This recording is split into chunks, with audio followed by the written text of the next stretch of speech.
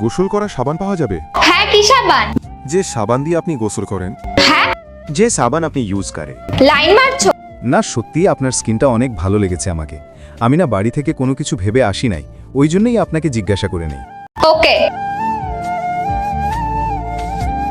30 টাকা। একটা কোলগেট দিয়ে দিন। কোন কোম্পানি? আপনার দাঁত অনেক চকচকা লাগতেছে, আপনি যেটা ইউজ করেন ওটাই দিয়ে দিন।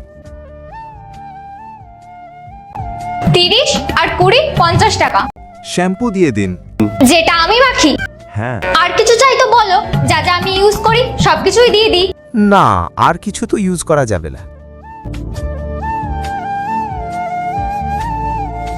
সত্যি এগুলো তো ইউজ করেন আপনি, তাই না? তোর আমার স্কিন এতটাই ভালো লেগেছে যে এই সাবানটা নিয়ে যাবি? হ্যাঁ।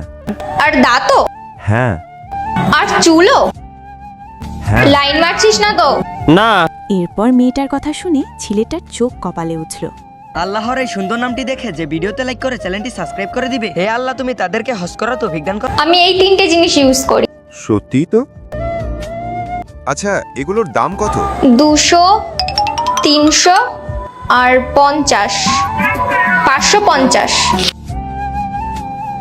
তো বন্ধুরা, ভিডিওটি কেমন লাগলো আর কমেন্ট করে জানাতে ভুলবে না।